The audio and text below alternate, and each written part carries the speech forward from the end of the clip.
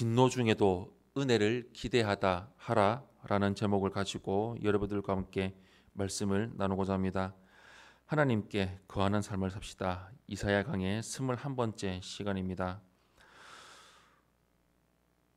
오늘 말씀의 본문은 진노 중에도 긍휼과 자비를 잊지 않으시는 하나님의 모습을 보여주고 있습니다. 또한 앗수르에 대한 하나님의 진노는 교만한 자들을 다루시는 하나님의 방법을 보여주고 있습니다.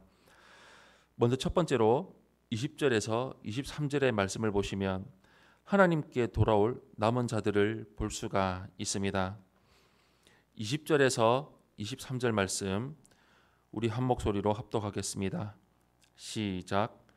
그날에 이스라엘의 남은 자와 야곱 족속의 피난한 자들이 다시는 자기를 친자를 의지하지 아니하고 이스라엘의 거룩하신 이 여호와를 진실하게 의지하리니 남은 자 곧 야곱의 남은 자가 능하신 하나님께로 돌아올 것이라.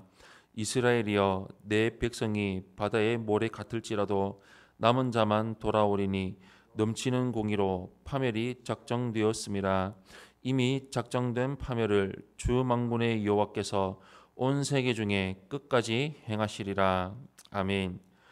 앗수르를 통한 징계는 유다를 완전히 멸망시키기 위한 것이 아니었습니다. 하나님은 그들 가운데 남은 자들이 능하신 하나님께로 돌아올 것이라고 말씀하십니다. 하나님은 이제까지 이스라엘 가운데 공의를 행하시고 은혜를 베푸셨는데 이제는 남은 자들에게 은혜를 베푸실 것을 말씀하고 있습니다. 백성이 바다의 모래와 같이 많을지라도 남은 자들만이 하나님의 은혜를 입게 될 것입니다. 남은 자는 돌아오리라 라는 말은 이사야의 아들 스알얍숲의 이름의 뜻입니다.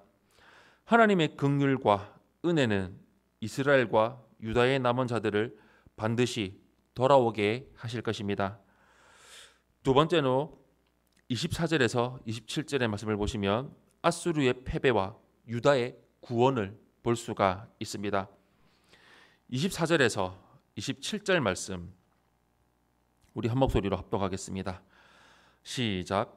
그러므로 주 만군의 여호와께서 이르시되 시온에 거주하는 내 백성들아 앗수르가 애굽이 한 것처럼 막대기로 너를 때리며 몽두기를 들어 너를 칠지라도 그를 두려워하지 말라.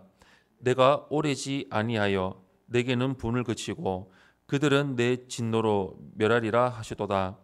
만군의 여호와께서 채찍을 들어 그를 치시되 오렙 바위에서 미디안을 쳐 죽이신 것 같이 하실 것이며 막대기를 드시되 바다를 향하여 애굽에서 하신 것 같이 하실 것이라.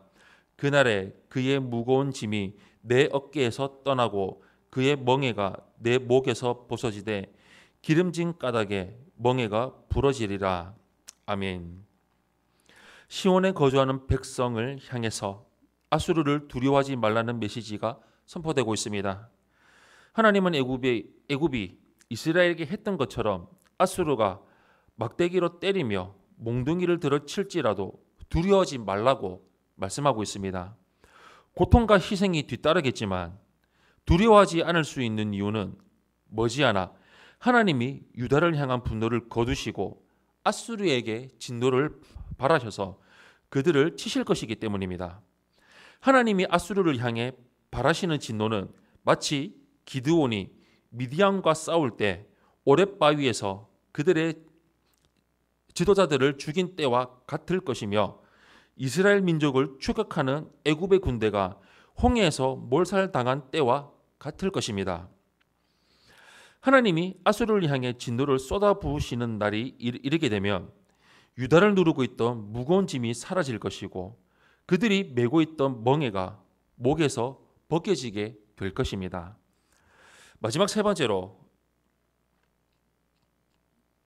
28절에서 34절의 말씀을 보시면 나무처럼 베어지는 앗수르를 볼 수가 있습니다. 28절에서 34절 말씀 우리 한 목소리로 합독하겠습니다. 시작.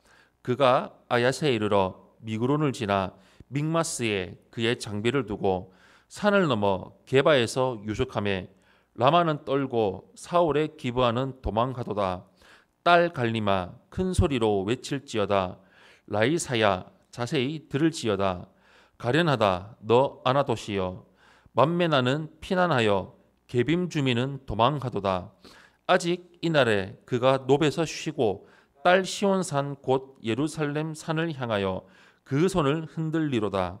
보라 주 만군의 여호와께서 혁혁한 위력으로 그 가지를 꺾으시리니 그 장대한 자가 찍힐 것이요 그 높은 자가 낮아질 것이며 쇠로 그 빽빽한 숲을 베시리니 레바논이 권능 있는 자에게 배임을 당하리라.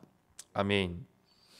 선지자는 가나안의 12성읍 이름을 나열하고 있습니다. 나열 순서를 살펴보면 북쪽에서부터 점점 예루살렘으로 가까워지는 것을 알 수가 있습니다. 예루살렘을 향해 전진해 오는 아수르 군대의 모습이 상상이 됩니다. 아수르 군대가 그 성읍들에 도착했을 때는 하나같이 비어있고 주민들은 이미 도망한 상태였습니다. 예루살렘을 방어해야 하는 성읍이 정하거나 싸우지 않고 비었다는 것은 유다 백성의 공포와 두려움을 보여주고 있습니다. 아수르 군대는 저항하고 맞설 생각을 포기할 만큼 강하고 파괴적이었던 것이 사실입니다. 승리할 가능성이 전혀 없었기에 성읍을 버리고 도망칠 수밖에 없었던 것이 당시의 상황이었습니다. 어떤 성읍이나 요새도 그들을 멈추게 할 수가 없었습니다. 오직 하나님만이 강력한 아수르 군대를 멈추게 하실 수 있었습니다. 아수르 군대가 예루살렘 코앞까지 들이닥쳐 거대한 숲과 같이 예루살렘을 둘러싸고 있지만 하나님은 쇠로 숲은 베어버리는 것처럼 그들을 베어버리겠다고 말씀하고 있습니다. 하나님은 유다가 상대할 수 없는 강력한 대적을 친히 상대하심으로써 예루살렘과 은혜를 베푸시고 있습니다.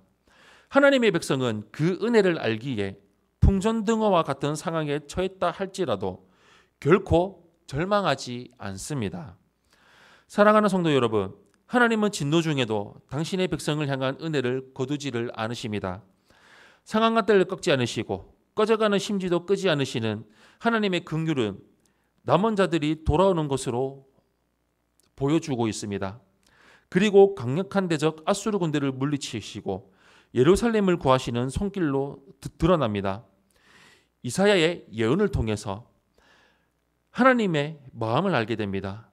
우리를 향한 하나님의 징계는 멸망이 아니라 회복을 목적으로 합니다. 그러므로 어떤 상황에서든 자신의 죄를 철저히 회개하며 하나님의 변함없는 사랑과 신실하신 은혜를 기대하며 살아가야 합니다. 우리 평생도록 하나님의 사랑과 은혜를 구하며 말씀을 붙들고 살아가는 성도님들이 되시기를 예수님 이름으로 축원합니다. 아멘.